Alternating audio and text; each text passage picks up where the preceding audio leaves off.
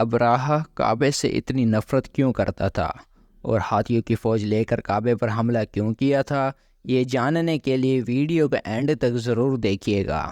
ابراہہ نجاشی کا ایک گورنر تھا۔ نجاشی عیسائیوں کا سردار تھا۔ نجاشی نے یمن کو فتح کرنے کے بعد جو کہ یہودیوں کا علاقہ تھا وہاں پر ابراہہ کو بھیج دیا۔ ابراہہ یمن میں حکومت کرتا تھا جو کہ اسے نجاشی نے دی تھی۔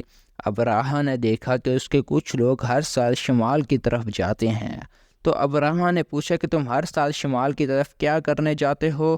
تو انہوں نے کہا ہم حج پر جاتے ہیں عبادت کے لیے، وہاں پر اللہ کا گھر ہے۔ تو ابراہہ نے کہا میں تمہیں یہاں ایک گھر بنا دوں گا جو کہ تمہارے گھروں سے بہتر ہوگا، تو تم عبادت کے لیے یہاں آنا۔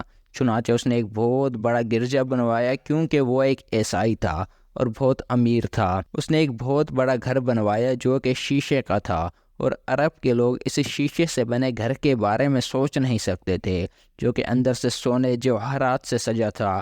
اور یہ گھر بنوانے کے بعد ابراہہ نے کہا کہ اب سب کو عبادت کے لیے یہاں آنا ہے، تو کوئی بھی بندہ ابراہہ کے بنائے ہوئے گھر پر عبادت کے لیے نہ آیا۔ سارے عرب کے لوگ کعبہ ہی کا طواف کرنے جاتے تھے۔ جب یہ خبر ابراہہ نے سنی تو اس کو بہت غصہ آیا، اور اس نے فیصلہ کیا کہ وہ کعبے کو گرا دے گا اور پھر اس کے بعد لوگ یہاں طواف کرنے کے لیے آئیں گے۔ ابراہہ نے اپنی فوج کو اکٹھا کیا۔ ابراہہ حبشہ سے تھا، تو چونکہ ان کے پاس ہاتھی بھی تھے۔ ہاتھی عرب کے ریتلے علاقے میں تو نہیں رہتے تھے۔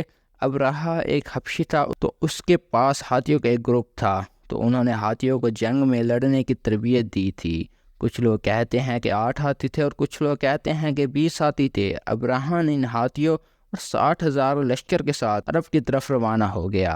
جب یہ خبر عربوں میں پھیلی کہ ابراہہ اپنی فوج لے کر کعبے کو گرانے کے لیے آ رہا ہے، تو عرب کے لوگ شہر چھوڑ کر پہاڑوں پر چڑھ گئے، اور حضرت عبد المطلب جو کہ کعبہ کے پاس کھڑے ہو کر دعا کر رہے تھے اور اللہ سے کہہ رہے تھے کہ ہم یہ جنگ نہیں لڑ سکتے، آپ اپنے گھر کی حفاظت خود کیجیے گا۔